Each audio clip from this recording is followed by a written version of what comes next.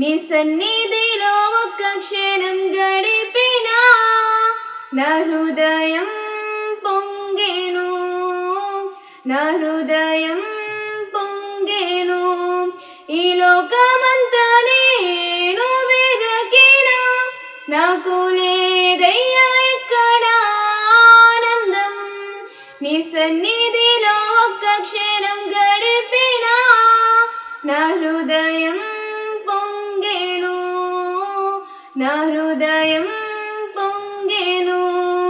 ఈ లోకం ఒక మాయని తెలుసుకున్నాను, ఇది నా సొంతం కాదనుకున్నాను. అందరికీ మరణాత మహిమ స్వరం కార్యక్రమం వీక్షిస్తున్న దేవుని పిల్లలైన మీ అందరికీ ప్రభు నామంలో శుభములు కలుగును గాక.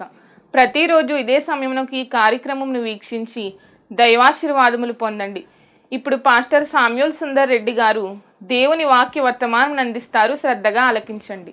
దేవునికి స్తోత్రం. అందరికీ మరణాత. దేవుడు అనుగ్రహించిన ప్రాముఖ్యమైన సమయంలో దేవుని వాక్య భాగాన్ని ధ్యానించుకుందాము. ముందుగా పరిశుద్ధ వేద గ్రంథం నుండి వాక్య భాగాన్ని చదువుకుందాము.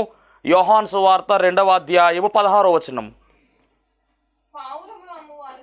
పావురములము వారితో వీటిని ఇక్కడి నుండి తీసుకుని పొమ్ము, నా తండ్రి ఇల్లు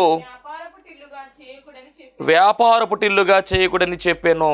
మహాపరిశుద్ధుడా, మహిమగల దేవా, ప్రేమ స్వరూపి, దయగల యేసుక్రీస్తు ప్రభువా, నీ ఘనమైన నామానికి వందనాలు, స్తోత్రాలు, స్తుతులు చెల్లించుకొనుచున్నాము.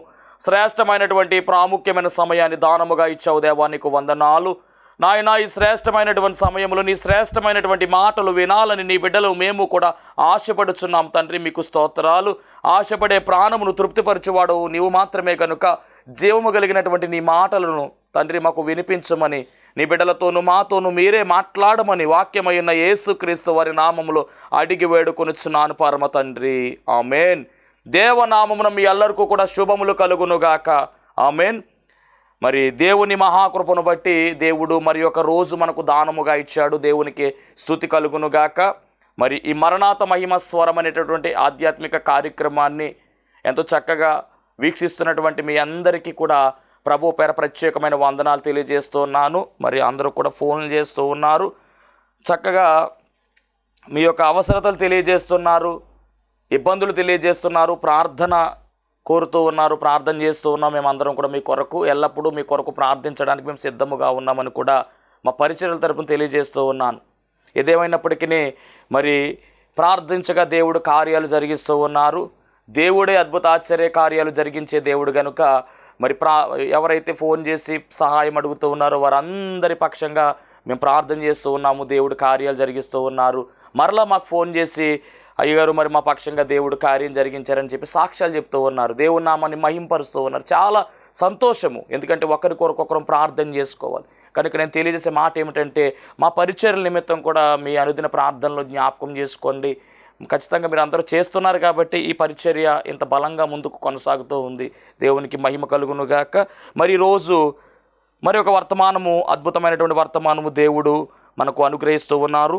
చదవబడినటువంటి లేఖన భాగాన్ని మరి ఒక పర్యాయం మనం పరిశీలన చేస్తే కనుక యోహాను సువార్త 2వ అధ్యాయము 16వ వచనము. పావురములు అమ్మువారితో వీటిని ఇక్కడి నుండి తీసుకుని పొమ్ము, నా తండ్రి ఇల్లు వ్యాపారపు ఇల్లుగా చేయకూడని చెప్పాను. యేసుక్రీస్తు ప్రభువారు శరీరధారిగా ఈ లోకంలో ఉన్నప్పుడు ఆయన చేసినటువంటి సేవా పరిచర్య ఘనమైనటువంటి పరిచర్య. ఆయన భూమి మీద 33.5 సంవత్సరములు మాత్రమే జీవించి ఉన్నట్టుగా మనకు కనబడుతూ ఉంది శరీరధారిగా. దానిలో 3.5 సంవత్సరాలు చాలా అద్భుతమైనటువంటి సేవా పరిచర్య,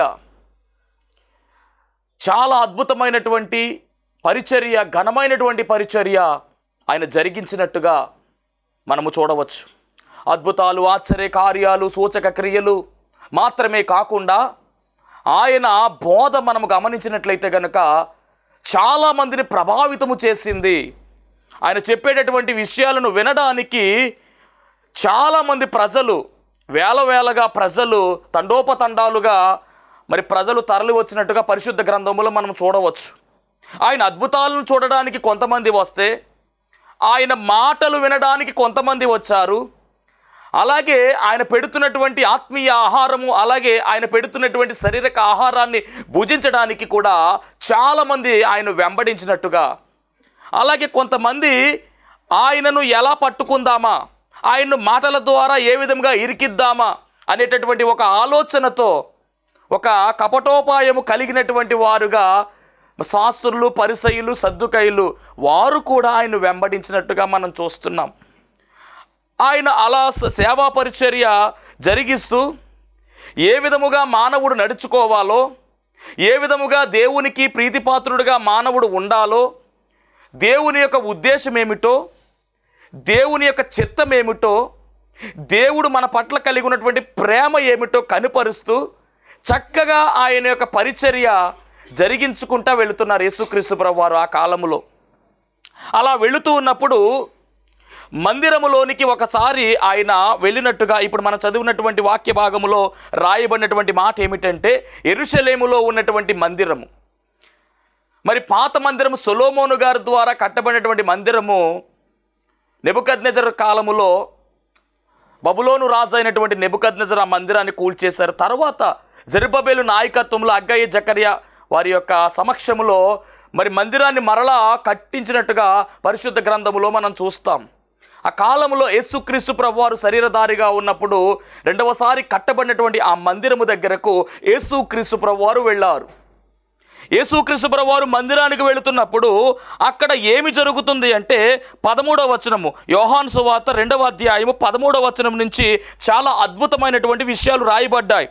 యూదుల పస్కా పండుగ సమీపింపగా యేసు యెరూషలేమునకు వెళ్ళి దేవాలయములో ఎడ్లను, గొర్రెలను, పావురములను అమ్మువారును, రూకలు మార్చువారును కూర్చుండట చూచి, అంటే యేసుక్రీస్తు ప్రభువారు దేవాలయానికి వెళ్ళినప్పుడు అక్కడ ఉన్నటువంటి దేవాలయం పరిస్థితి ఎలా ఉంది అంటే కనుక మందిరములో ఆరాధన జరగాలి, కానీ మందిరములో ఇక్కడ ఏమి కనబడుతుంది అంటే కనుక దేవాలయములో ఎడ్లను, గొర్రెలను, పావురములను అమ్మువారును, రూకలు మార్చువారును కూర్చుండుట చూచి. దేవాలయము 3 స్టెప్స్గా దేవుడు మరి నిర్మించమన్నట్టుగా మనందరికీ కూడా బాగుగా తెలుసు.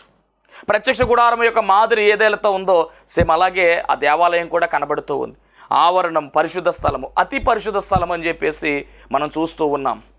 మరి గమనించాలి దేవుని బిడ్డలారా, ఇక్కడ మరి ఈ యొక్క మందిరములోనికి ఈ యొక్క ఏవైతే ఉన్నావో అంటే పావురాలు కావచ్చు, లేకపోతే ఎడ్లు కావచ్చు, గొర్రెలు కావచ్చు, ఇవన్నీ కూడా లోకములో ఉన్నటువంటి ఈ యొక్క మరి జీవులన్నీ కూడా మరి అక్కడ పెట్టి వాళ్ళు ఏం చేస్తున్నారంటే వ్యాపారం చేస్తున్నారు. మందిరములో ఏమి జరగాలంటే ఆరాధన జరగాలి, మందిరములో ఏమి జరగాలంటే దేవుణ్ణి స్తుతించాలి, మందిరములో ఏం జరగాలంటే దేవునికి ప్రార్థన చేయాలి, ప్రార్థన అనే ధూపాన్ని వేయాలి, దేవునితో సమయాన్ని గడపాలి, దేవుని యొక్క ప్రత్యక్షతను అనుభవించాలి మందిరములో. కానీ ఇక్కడ ఏమి జరుగుతుందంటే మందిరము దగ్గర వ్యాపారము జరుగుతూ ఉంది. యేసుక్రీస్తు ప్రభువారు వచ్చిన వెంటనే ఆయన చూస్తుంటే ఇంకా ఆయన ఊరుకోలేదు, వెంటనే అక్కడికి వెళ్ళి అంటున్నటువంటి మాట మనం గమనిస్తే కనుక త్రాళ్లతో కొరడాలు చేసి గొర్రెలను, ఎడ్లనన్నిటినీ దేవాలయములో నుండి తోలివేసి రూకలు మార్చువారి రూకలు చల్లివేసి వారి బల్లలను పడద్రోసి, అనగా అక్కడ ఉన్నటువంటి త్రాళ్లతో కొరడాలు అల్లి ఆ యొక్క గొర్రెలను, ఎడ్లను దేవాలయం నుండి ఆయనే తోలివేసినట్టుగా రాయబడింది. అంత మాత్రమే కాదండి, అక్కడ జరుగుతున్నటువంటి రోకలు మారుస్తున్నటువంటి ఆ రోకలను చల్లివేశారు. అలాగే బలలన్నిటిని కూడా ఆయనే తన స్వహస్తాలతో ఎత్తి పడవేశాడు ఆయన. ఎందుకంటే మందిరము అనేది దేవుని నిలయమై ఉన్నదని పరిశుద్ధ గ్రంథమైన బైబిల్ గ్రంథం సెలవిస్తూ ఉంది. మందిరము చాలా ప్రాముఖ్యమైనది, దేవుని యొక్క అభిషేకము దిగి వచ్చే స్థలము, దేవుణ్ణి ఆరాధించుకునే స్థలమై ఉన్నది. మరి మనుష్యులు అలాగే దేవుడు కలిసినటువంటి స్థలముగా పిలువబడుతుంది. మందిరము చాలా శ్రేష్టమైనటువంటి అనుభవము మందిరానికి ఉంది. దేవునికి స్తోత్రం. అలాంటి మందిరము అక్కడ ఎలా కనబడుతుందంటే వ్యాపారపు టిల్లుగా మారిపోయింది. యేసుక్రీస్తు ప్రభువారు ఊరుకోలేదండి, వాటన్నిటిని కూడా మరి చల్లేసి ఆ బలలన్నీ కూడా పడద్రోసి మరి పావురములు అమ్మేవారితో చెప్తున్నటువంటి మాట ఏమిటంటే వీటిని ఇక్కడ నుండి తీసుకుని పోండి. ఎందుకు అంటే నా తండ్రి ఇల్లు వ్యాపారపు ఇల్లుగా చేయకూడని చెప్పాను. చూడండి ఎంత లోతైనటువంటి భావం ఇక్కడ మనకు తెలియజేస్తున్నాడు యేసుక్రీస్తు ప్రభువారు. మందిరం పట్ల నిర్లక్ష్య ధోరణి పని చేయదు. మందిరము చాలా ప్రాముఖ్యమైనది. యెషయా గ్రంథము 56వ అధ్యాయము 56వ అధ్యాయము 7వ వచనాన్ని మనం గమనించినట్లయితే అక్కడ రాయబడినటువంటి మాట దాన్ని కోట్ చేస్తూ యేసుక్రీస్తు ప్రభువు వారి మాట చెబుతూ ఉన్నారు. యెషయా గ్రంథము 56వ అధ్యాయము 7వ వచనం చదువుదాం. నా ప్రార్థనా మందిరములో వారిని ఆనందింపజేసేదను. నా బలిపీఠం మీద వారు అర్పించు దహన బలులను నాకు అంగీకారములగును. నా మందిరము సమస్త జనులకు ప్రార్థనా మందిరం అనబడును. నా మందిరము సమస్త జనులకు ప్రార్థనా మందిరం అనబడును. అంటే ఆ మందిరములో ఏమి జరగాలి అంటే ప్రార్థనలు జరగాలి. కానీ అక్కడ ఏమి జరుగుతుందంటే వ్యాపారము జరుగుతూ ఉంది. ఈ మాట ఎందుకు అక్కడ వ్యాపారం చేయవలసి వచ్చింది అని మనం గనక ఆలోచన చేస్తే, యెరూషలేములో మరి దూర ప్రాంతాల నుంచి ఆ మందిరానికి, యెరూషలేం పట్టణంలో ఉన్నటువంటి మందిరానికి చాలామంది యూదులు వచ్చేవారు. దూర ప్రదేశాల నుంచి, దూర దేశాల నుంచి కూడా వెళ్ళేవారు. ఏటేటా వెళ్ళేటటువంటి ఆచారం అనేది ఒకటి ఉంది. పస్కా పండుగ సమయంలో వెళ్ళటము అక్కడ మనం చూస్తూ ఉన్నాం. అలా వెళ్ళేటటువంటి వారు చేసినటువంటి పాపాల నిమిత్తము మరి ఎడ్లను కానీ, గొర్రెలను కానీ, పావురాలను కానీ బలిచ్చేవారు. ఇక్కడ దూర ప్రాంతాల నుంచి వెళ్ళాలి అంటే మరి వారు కూడా ఎడ్లను అక్కడ తీసుకుని వెళ్ళారు కాబట్టి అక్కడే కొనేసి అక్కడే వాటి కార్యక్రమాన్ని జరిగించేవారు. కాబట్టి ఆ యొక్క బలుల కోసం ప్రత్యేకముగా ఆ యొక్క బెత్లెహేము పొలాల్లో గొర్రెలను, ఎడ్లను కూడా మేపేవారు. తరువాత వాటిని తీసుకొచ్చి యాజకులే అక్కడ మరి ఏర్పాటు చేసినటువంటి క్రయ విక్రయాలు అక్కడ జరుగుతూ ఉండేవి. కానీ అవి ఎక్కడికి వచ్చినాయంటే మందిరంలోకి వచ్చేసినవన్నీ కూడా, ఆవరణ బయట ఉండవలసినవన్నీ కూడా లోపలికి వచ్చేసినవి. కాబట్టి అక్కడ వ్యాపారం జరుగుతూ ఉంది. దేవుడు దాన్ని ఒప్పుకోలేదు. యేసుక్రీస్తు ప్రభువారి అన్న మాట ఏమిటంటే ఈ మందిరము సమస్త జనులకు ప్రార్థనా మందిరం అనబడాలి. ఇక్కడ ప్రార్థనలు జరగాలి. కానీ ఇది ఎలా జరుగుతుందంటే వ్యాపారపు ఇల్లుగా చేసేసారు ఇది అని యేసుక్రీస్తు ప్రభువారు చెబుతూ ఉన్నారు. దీన్ని బట్టి మనం గమనించవలసిన మాట ఏమిటంటే మందిరం ఎలాగుండాలంటే పరిశుద్ధముగా ఉండాలి. లోకము మందిరంలోనికి వస్తే దేవుడు ఊరుకోడు. లోకములోనే ఉండాలి. మందిరము పరిశుద్ధముగా ఉండాలి. నువ్వు మందిరంలో అడుగు పెడుతున్నప్పుడు నీ ప్రవక్తన జాగ్రత్తగా ఉండాలని లేఖనంలో రాయించాడు దేవుడు. అనగా పరిశుద్ధముగా ఉన్నటువంటి ఆ మందిరములోకి పరిశుద్ధుడైనటువంటి దేవదేవుడే దిగి వస్తాడు. కాబట్టి ఆయన దగ్గరకు నువ్వు వస్తున్నావు కనుక నీవు కూడా ఎలా ఉండాలంటే పరిశుద్ధముగా ఉండాలి. జాగ్రత్త, మందిర విషయంలో చాలా జాగ్రత్తగా ఉండాలి. మరొక మాట మీకు జ్ఞాపకం చేస్తాను. ఎబ్రీ పత్రిక 3వ అధ్యాయము అపోస్తలుడైన పౌలు గారు ఎబ్రీలకు రాసినటువంటి పత్రిక 3వ అధ్యాయము 6వ వచనం చదువుకుందాం. అద్భుతమైనటువంటి మాట అక్కడ పౌలు గారు, అయితే క్రీస్తు కుమారుడయ్యుండి ఆయన ఇంటి మీద నమ్మకముగా ఉన్నాడు. ధైర్యమును, నిరీక్షణ వలని, ఉత్సాహమును తుదమట్టుకు స్థిరముగా చేపట్టిన ఎడల మనమే ఆయన ఇల్లు. అద్భుతమైనటువంటి మాట. దీని గురించి మనం మాట్లాడే ముందు మరొక విషయాన్ని జ్ఞాపకం చేయాలి. నిర్గమకాండం 25వ అధ్యాయము 8వ వచనం చదువుకుందాం. నిర్గమకాండము 25వ అధ్యాయం 8వ వచనం బైబిల్ గ్రంథములో చాలా ప్రాముఖ్యమైనటువంటి మాట. నేను వారిలో నివసించున్నట్లు వారు నాకు పరిశుద్ధ స్థలమును నిర్మింపవలెను అని రాయబడింది. అంటే గమనించాలి, దేవుడు ప్రజలతో అనగా మనతో, మానవులతో నివాసము చేయాలని ఆయన ఇష్టపడుతూ ఉన్నాడు. ఆయన ఎక్కడో కొండ మీద లేదా ఎక్కడో ఆకాశంలోనూ ఉండాలని ఆయన అనుకుంటలేదు. ఆయన మనతో ఉండాలని ఇష్టపడుతున్నటువంటి దేవుడు, మనము సేవిస్తున్న దేవుడు మనతోనే ఉండాలని ఆశపడుతూ ఉన్నాడు. ఈ వచనాన్ని మనం గమనించినట్లయితే ఇది దేవుని యొక్క అభిలాష అని పెద్దలు చెప్తూ ఉంటారు. అంటే నేను వారిలో నివసించున్నట్లు వారు నాకు పరిశుద్ధ స్థలము నిర్మించాలి. ఇదంతా కూడా గమనించాలి మనం. నిర్గమాకాండము 25వ అధ్యాయం అంటలోకి ఇశ్రాయేలీయుల యొక్క ప్రయాణం కనబడుతుంది. అక్కడ మనకి ఐగుప్తు దేశములో నుంచి కనాను దేశానికి వారి యొక్క యాత్ర జరుగుతూ ఉంది. ఆ సమయంలో దేవుడు మోషేతో చెబుతున్నటువంటి మాట, కొండ మీద మోషేతో దేవుడు చెబుతున్నటువంటి మాట ఏమిటంటే ఒక పరిశుద్ధ స్థలాన్ని నిర్మించాలి మోసే అని చెప్పి మరి మందిరం గురించి మాట్లాడుతున్నాడు దేవుడు. వీరు ప్రయాణం చేస్తున్నారు కాబట్టి ఈ మందిరం తాత్కాలికమైనట్టుగా ఉండాలి. అంటే ఎలా ఉండాలంటే గుడారం మాదిరిగా నిర్మించమన్నాడు. దీనిని ఏమన్నారంటే ప్రత్యక్ష గుడారము అన్నారు. ఇది మొట్టమొదటిగా కట్టబడినటువంటి మందిరం. ఈ ప్రత్యక్ష గుడారాన్ని ఎలా ఉండాలి అంటే కనుక దాని కొలతలు చెప్పాడు దేవుడు. ఏ వస్తువులు వాడాలో చెప్పాడు. అలాగే ఎంతెంత లెంత్ ఇవ్వాలో దేవుడు మరి స్పష్టముగా మోషే గారికి చెప్పినట్టుగా కొండ మీద చక్కని రీతిలో ఆ యొక్క స్ట్రక్చర్ అంతా కూడా తెలియచేశారు. ఏ వస్తువు ఎక్కడ పెట్టాలి, ఏ వస్తువు ఎంత సైజులో ఉండాలి, ఏ పదార్థంతో చేయాలి, ఇవన్నీ కూడా దేవుడే ఒక ప్రణాళిక తెలియచేసి మందిరము లేదా ప్రత్యక్ష గుడారము అనేది ఎలా నిర్మించాలో బయలుపరిచాడండి. దేవునికి మహిమ కలుగునుగాక. బయలుపరుస్తూ ఆయన చెప్తున్నటువంటి మాట ఏమిటంటే నేను వారిలో నివసించున్నట్లు పరిశుద్ధ స్థలము. అంటే ఆ యొక్క గుడారము ఎలాగుండాలంటే పరిశుద్ధ స్థలముగా ఉండాలి. దాన్ని అపవిత్రపరచకూడదు, అది పరిశుద్ధంగా ఉండాలి. అంటే దేవుడు దిగి వచ్చేటటువంటి స్థలము ఎలా ఉండాలంటే పరిశుద్ధముగా ఉండాలి. ఎందుకంటే ఆయన పరిశుద్ధుడు. సైన్యములకు అధిపతి యెహోవా పరిశుద్ధుడు పరిశుద్ధుడు పరిశుద్ధుడు అని దూతలు ప్రతిగానాలు చేస్తున్నారు. అవును, ఆయన పరిశుద్ధుడు. నేను పరిశుద్ధుడై ఉన్నాను గనుక మీరును పరిశుద్ధులుగా ఉండాలి అని లేవ్యాకాండంలో మనం చూస్తూ ఉంటాం. అవును, పరిశుద్ధుడైన దేవుడు ఈ పాపలోకములో పాపముతో ఉన్నటువంటి మన మధ్యలోనికి రావాలి. ఆయన మనతో ఉండాలని ఇష్టపడుతూ ఉన్నాడు. కనుక ఆయన చెబుతున్నటువంటి మాట ఏమిటంటే పరిశుద్ధ స్థలాన్ని ఏర్పాటు చేయి. దానిని ఏమన్నారంటే మందిరం అన్నారు. కాబట్టి మరి అలాంటి పరిశుద్ధమైన స్థలములో పరిశుద్ధమైన దేవుడు దిగి వస్తాడు అందులోని. కాబట్టి దాన్ని ఎలా చూసుకోవాలి మనం అంటే చాలా పరిశుద్ధంగా చూసుకోవాలి, చాలా దైవ భయము కలిగి ఉండాలి.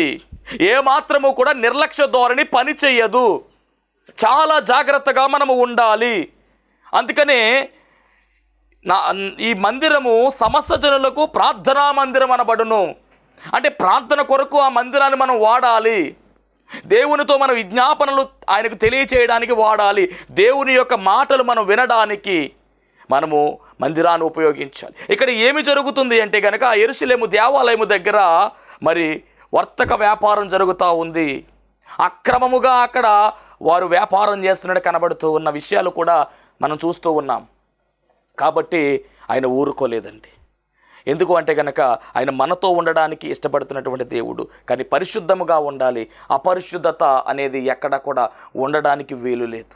చాలా జాగ్రత్తగా ఈ మాటలన్నీ గమనించాలి. మందిరానికి వెళుతున్నటువంటి మన ప్రవక్తన గురించి కూడా పరిశుద్ధ గ్రంథంలో రాయబడింది. అంటే దేవుడు మనతో ఉండడానికి ఆయన ఇష్టపడుతూ ఉన్నాడు. ఇదే మాటలు పరిశుద్ధ గ్రంథంలో మనం గమనించినట్లయితే మొదటి రాజుల గ్రంథము 6వ అధ్యాయము 13వ వచనంలో కూడా మనం చూడగలం.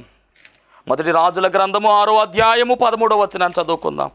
నా జనులైన ఇశ్రాయేలీయులను విడిచిపెట్టక నేను వారి మధ్య.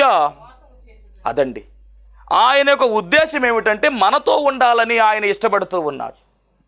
మనతో ఉండాలని ఇష్టపడుతున్నటువంటి దేవుడు. ఇంకొక మాట కూడా చదువుకుందాం. జకర్యా గ్రంథం 2వ అధ్యాయము 2వ అధ్యాయము 10వ వచనాన్ని చదువుదాం.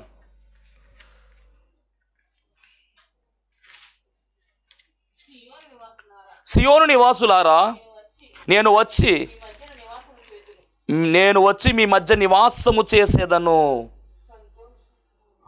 మీ మధ్య నివాసము చేస్తాను, మీతో ఉంటాను, మీలో ఉంటాను అని కూడా ఇక్కడ మనం చూస్తూ ఉన్నాం. అంటే మన దేవుడు మనతో ఉండడానికి ఇష్టపడుతున్నాడు. అందుకని ఇక్కడ మరి వాళ్ళ ప్రయాణములో ప్రత్యక్ష గుడారం అనేటటువంటి మరి ఆ యొక్క మందిరాన్ని నిర్మించమని చెప్పడం జరిగింది. తరువాత కాలంలో ఏం జరిగింది అంటే కనుక మీ అందరికీ కూడా బాగా ఎరుగు. దావీదు గారు ఆయన మరి అంతఃపురంలో ఉన్నాడు. ఈ యొక్క మందస్సమేమో గుడారములో ఉన్నది. అది చూచి దావీదు మనస్సులో ఒక ఆలోచన దేవుడే పుట్టించాడు. అదేంటి, నేనేమో మందిరములు, నేనేమో చక్కని ఉన్నతమైనటువంటి బిల్డింగ్లో ఉన్నాను, మరి మందిరములోనేమో అనగా ప్రత్యక్ష గుడారం అనగా గుడారములోనేమో మందసం ఉంది, ఇదేంటి, కాదు చక్కని మందిరం నేను ఏర్పాటు చేయాలి, నిర్మించాలనే ఒక ఆలోచన దావీదుకు పుట్టి మరి చక్కని మందిరం నిర్మించడానికి ప్రయత్నం చేస్తే దేవుడు అన్నాడు కదా, ఇదిగో దావీదు నీ చేతులు రక్తసిక్తమయ్యాయి కనుక మందిరము నీవు కాదు నిర్మించవలసింది, నీ కుమారుడు చేత నేను మందిరం నిర్మించుకుంటానని చెప్పి దేవుడు చెప్పడం జరిగింది. అప్పుడు సొలొమోను గారి ద్వారా దేవుడే చక్కని మందిరాన్ని నిర్మించారు. మరి ఆ మందిరము అప్పుడు ప్రత్యక్ష గుడారము, తర్వాత కాలంలో మరి యెరూషలేములో చక్కని మందిరము ఏర్పాటు చేయబడింది. మరి ఆ ఓపెనింగ్ సమయంలో గమనించాలి, దేవుని యొక్క అభిషేకము ఆ మందిరంలోకి వచ్చింది. దేవుని యొక్క ఆత్మ మరి ఆ మందిరాన్ని ఆవరించింది. చాలా అద్భుతమైనటువంటి రీతిలో ఆ కార్యం జరిగింది. మరి అప్పుడు అలాంటి అక్కడ ఉన్నటువంటి దేవాలయమే ఇక్కడ వీళ్ళు ఏం చేస్తున్నారంటే అలాంటి దేవాలయాన్ని మీరు దొంగల గుహగా మార్చేస్తూ ఉన్నారు అంటున్నాడు కదా. దొంగల గుహగా చేసేసారు అంటే దొంగల గుహగా చేశారంటే అక్కడ ఏం జరుగుతుంది? అన్యాయం జరుగుతూ ఉంది, అక్రమం జరుగుతూ ఉంది. అక్కడ అక్రమం అక్కడే ఉంది, అన్యాయం అక్కడే ఉంది. దేవాలయంలో న్యాయము జరగాలి, పైగా దేవాలయంలో ప్రార్థన జరగాలి, కానీ వ్యాపారం జరుగుతూ ఉంది. కాబట్టి దేవుడు ఊరుకోలేదు. అందుకనే యేసుక్రీస్తు ప్రభువారు వెంటనే వాటన్నిటినీ కూడా శుద్ధీకరించారు. అక్కడ శుద్ధి చేసినట్టుగా మనం చూస్తూ ఉన్నాం. ఇప్పుడు గమనించండి, ప్రసంగి గ్రంథము 5వ అధ్యాయము చాలా ప్రాముఖ్యమైనటువంటి విషయాన్ని మనం నేర్చుకుంటూ ఉన్నాం. ప్రసంగి గ్రంథం 5వ అధ్యాయము 1వ వచనం, నీవు దేవుని మందిరమునకు పోవునప్పుడు నీ ప్రవర్తన జాగ్రత్తగా చూచుకొనుము. నీవు దేవుని మందిరానికి వెళుతున్నప్పుడు నీ ప్రవర్తన జాగ్రత్త. వాక్యమిటిన దైవ జనాంగమా గమనించాలి. మందిరానికి వెళుతున్నప్పుడు నీ ప్రవర్తన జాగ్రత్త అంటే మందిరములో ఉన్నప్పుడు జాగ్రత్తగానే ఉండాలి, మందిరం బయట ఉన్నప్పుడు కూడా జాగ్రత్తగానే ఉండాలి. నోరు ఉంది కదా అని నోరు వేసుకుని పడిపోతే దేవుడు ఊరుకోడు, జాగ్రత్త. నీ నోటిని దేవుని పనికి వాడాలి, ప్రార్థనకు ఉపయోగించాలి తప్ప అనవసరంగా వాళ్ళని వీళ్ళని తినడానికి, వాళ్ళని వీళ్ళని దూషించడానికి నీ నోటిని వాడుతున్నావేమో, జాగ్రత్త. నీ మాటలు జాగ్రత్త అని దేవుని వాక్యం సెలవిస్తూ ఉంది. నీ ప్రవర్తన జాగ్రత్త. మందిరానికి వెళుతున్నావు, బాగానే ఉంది. మందిరంలోనికి వెళుతున్నావు, బాగానే ఉంది. అక్కడ ప్రార్థన చేస్తున్నావు, బాగానే ఉన్నావు. కానీ గృహము దగ్గర ఎలా ఉంటున్నావు, ఇంటి దగ్గర ఎలా ఉంటున్నావు, ప్రజలతో ఎలా ఉంటున్నావు, నీ సహోదరులతో ఎలా ఉంటున్నావు, నీ ప్రవర్తన సరిగా ఉండాలి. మందిరానికి వెళుతూ ఉన్నావు, నీ ప్రవర్తన మారకపోతే దేవుడు ఊరుకోడనే విషయం కూడా మనం గమనించాలి. అందుకని నీవు దేవుని మందిరమునకు పోతున్నప్పుడు నీ ప్రవర్తన జాగ్రత్తగా చూసుకోవాలి. మందిరములో జాగ్రత్తగా ఉండాలి, బయట జాగ్రత్తగా ఉండాలి. ఎందుకంటే మరి మనమైతే పరిశుద్ధ గ్రంథాన్ని చదువుతూ ఉన్నాం, క్రైస్తవులుగా ఉన్నటువంటి మనము. కానీ ఈ లోకము మనల్ని చదువుతూ ఉంటారు, మన నడక చూస్తారు, మన మాట చూస్తారు, మన ప్రవర్తన చూస్తారు, అన్ని వాళ్ళు పరిశీలన చేస్తూ ఉంటారు. మన ప్రవర్తన వల్ల ఇతరులు ప్రభువుని అంగీకరించాలి, ప్రభు వైపు చూడాలి. అలా కాకుండా మన ప్రవర్తన వల్ల కొంతమంది ప్రభువుకు దూరం అయితే రేపు లెక్క అప్పచెప్పాల్సినటువంటి సమయంలో చాలా ఇబ్బంది పడతాం మనం. దేవుని మహిమ కలుగును గాక. మన సాక్షి జీవితం ఏదైతే ఉందో ఆ సాక్ష్యము ద్వారా అనేక మంది ప్రభువు వైపు తిరగాలి. ఈరోజు గమనించవలసిన మాట ఏమిటంటే, ఇక్కడ మందిరం ఏదైతే ఉందో ఆ మందిరములో ఆరాధన జరగాలి, మందిరం పరిశుద్ధంగా ఉండాలి. ఎందుకంటే పరిశుద్ధుడైన దేవుడు ఆ మందిరంలోకి వస్తున్నాడు. ఇక్కడ దాకా బాగానే ఉంది. మందిరాన్ని మనం చాలా జాగ్రత్తగా చూసుకోవాలి. ఇప్పుడు నూతన నిబంధనలో పత్రికల భాగాల్లోనికి వెళితే కనుక స్పష్టముగా బైబిల్ గ్రంథంలో రాయబడిన మాట 1 కొరింథీ పత్రిక 6వ అధ్యాయం 13వ వచనం. 1 కొరింథీ పత్రిక 6వ అధ్యాయం 13వ వచనం చదువుదాం. భోజన పదార్థములు కడుపునకును, కడుపు భోజన పదార్థములకును నియమింపబడి ఉన్నవి. దేవుడు దానిని వాటిని నాశనము చేయును. దేహము జారతు నిమిత్తము కాదు, ప్రభువు నిమిత్తమే. అంటే మన దేహము ప్రభువు నిమిత్తం అనే మాట రాయబడింది. గమనించాలి. 1 కొరింథీ పత్రిక 3:16 రాయబడిన మాట, మీరు దేవుని ఆలయమై ఉన్నారు. అంటే మనము దేవుని మందిరమై ఉన్నాము. ఇప్పుడు దేవుడు ఎక్కడ ఉంటున్నాడంటే మనలో ఉంటున్నాడు. ఆయన మనతో ఉండడానికి ఇష్టపడినటువంటి దేవుడు యేసుక్రీస్తు ప్రభువారు మరి మనతోనే ఉన్నాడు. ఆయన 3.5 సంవత్సరాలు మరి గమనించాలి సేవా పరిచర్య అనగా 33.5 సంవత్సరాలు ఈ భూమి మీద ఆయన మానవులతోనే జీవించాడు. తర్వాత కాలంలో గమనించినట్లయితే ఆయన ఇప్పుడు ఎక్కడ ఉన్నారు అంటే కనుక పరిశుద్ధాత్మ తండ్రిగా మరి మన హృదయంలో ఉన్నాడు ఆయన. అంటే మనం అందరము కూడా ఎలా ఉన్నామంటే మందిరాలుగా ఉన్నాం. అక్కడ మందిరము బాహ్యంగా కనబడుతున్న మందిరం సరిగా లేకపోతే దేవుడు ఊరుకోలేదు, అది పరిశుద్ధంగా ఉండాలని దేవుడు కోరుకున్నాడు. అలాంటప్పుడు ఇప్పుడు దేవుడు మనలో ఉంటే ఈ దేహాన్ని మనం ఎంత పరిశుద్ధంగా ఉంచాలి. ఈ దేహం అనేటువంటి ఆలయములో ఆయన నివాసం ఉంటూ ఉన్నాడు. కాబట్టి నీ దేహాన్ని జాగ్రత్తగా కాపాడుకోవాలి, నీ చూపు జాగ్రత్తగా ఉండాలి, నీ నోరు జాగ్రత్తగా ఉండాలి, నీ మాట జాగ్రత్తగా ఉండాలి, నీ ప్రవర్తన జాగ్రత్తగా ఉండాలి. అన్ని విషయాల్లో ఆచి తూచి మనం వెళ్ళాలి ముందుకు. ఎందుకంటే పరిశుద్ధాత్మ తండ్రి మనలో ఉన్నాడు. ఆయన ఏ విషయంలో క్షమాపణ ఉంది, కానీ ఆత్మదేవుని విషయంలో ఆయన దుఃఖపరిస్తే క్షమాపణ లేదు. కాబట్టి చాలా జాగ్రత్తగా మనము ఉండాలి. మందిరం అనగా మనమే ఆయన మందిరం అయి ఉన్నామనే విషయాన్ని మనము గమనించుకోవాలి. అందుకని హెబ్రీ పత్రిక 3:6 చదువుకున్నాం కదా, మనము దేవుని ఇల్లై ఉన్నాము, దేవుని మందిరమై ఉన్నాము, మనలో ఆయన నివాసము చేస్తూ ఉన్నాడు. కాబట్టి చాలా జాగ్రత్త, ఎక్కడా కూడా అపరిశుద్ధతకు చోటివ్వద్దు. మనం పరిశుద్ధులుగా ఉండాలి, పరిశుద్ధమైన జీవితం మనం జీవించాలి. అలా జీవిస్తూ అనేక మందిని ప్రభువు వైపు మనము తిప్పేటటువంటి ధన్యత భాగ్యము దేవదేవుడు మనందరికీ కూడా అనుగ్రహించును గాక. ఆమేన్. మహోన్నతుడా, నీకు వందనాలు, స్తోత్రాలు ప్రభువా. ప్రాముఖ్యమైన సమయములో నీవే దేవుని మందిరమై ఉన్నావు అనే విషయాన్ని ప్రభువా ఇదిగో బయలుపరిచావు దేవా, నీకు వందనాలు దేవా. ఇదిగో మీరు మాలో ఉన్నారని తండ్రి మీరు బయలుపరిచిన మాటను బట్టి మీకు స్తోత్రాలు. అవును ప్రభువా, మందిరాన్ని క్షేమముగా, మందిరాన్ని పరిశుద్ధముగా ఉంచాలని ప్రభువా మీరు తెలియజేసిన మాటను బట్టి మీకు వందనాలు. మరి మేమే మందిరమై ఉన్నామని మీరు సూటిగా మాట్లాడిన ప్రతి మాటను బట్టి మీకు స్తోత్రాలు. ఇదిగో ప్రభువా, వాక్యమైనటువంటి నీ బిడ్డలను దీవించండి, ఆశీర్వదించండి ప్రభువా. వారికి ఉన్నటువంటి బలహీనతలు, బాధలు, కష్టాలు, ఇబ్బందులు, ఇరుకులు అన్నీ తొలగించండి. శాంతి సమాధానాన్ని బిడ్డలకు దయచేయమని యేసు నామములో అడుగుచున్నాం పరమ తండ్రి. ఆమేన్. అందరికీ మరణాత. దేవునికి స్తోత్రం.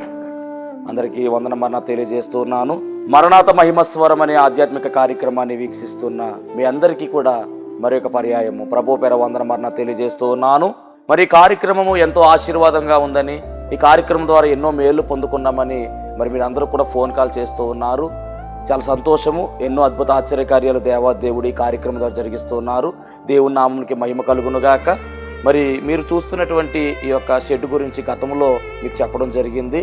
యజమానుడు మరి దీన్ని బేరం పెట్టారని చెప్పేసి, దీన్ని తీసుకుంటే ఇక్కడ ఆరాధన జరుగుతుంది, లేకపోతే మనం బయటికి వెళ్ళాలనేటువంటి పరిస్థితిని మీకు చెప్పినందుకు చాలామంది మరి సహకరించారు. కొంతమంది మరి అమౌంట్ పంపించడం జరిగింది, అలాగే ప్రార్థన చేయడం జరిగింది. దేవుని మహాకృపను బట్టి పంపించినటువంటి కొంత అమౌంట్ మరి యజమానుడికి కట్టడం జరిగింది. ఇంకా చాలా అమౌంట్ మనము వారికి ఇవ్వాల్సి ఉంది. కనుక మరి ఈ కార్యక్రమాన్ని వీక్షిస్తున్నటువంటి మీకు ఎవరికైనా కనుక ప్రేరేపణ కలిగినట్లయితే కనుక మరి మీ వంతు సహకారాన్ని అందించండి. ఈ దేని సేవకునికి మీ యొక్క సహకారం అందించి ఈ సేవను మరి ముందుకు వెళ్ళేలాగా సహకరించవలసిందిగా ప్రభు పేరు తెలియజేస్తూ ఉన్నాను. మీకు ఎవరికైనా కనుక మరి ప్రేరేపణ కలిగినట్లయితే కనుక స్క్రీన్ మీద కనపడుతున్నటువంటి ఆ నెంబర్కి ఫోన్పే చేయండి, లేదా ఫోన్ చేసినట్లయితే కనుక నేనే స్వయంగా మాట్లాడతాను. మీ సహకారాన్ని అందించండి. ప్రభు పనిలో మీరు కూడా పాలి భాగస్తులు కావాల్సిందిగా ప్రభు పేరు తెలియజేస్తున్నాను. అందరికీ మరణాత.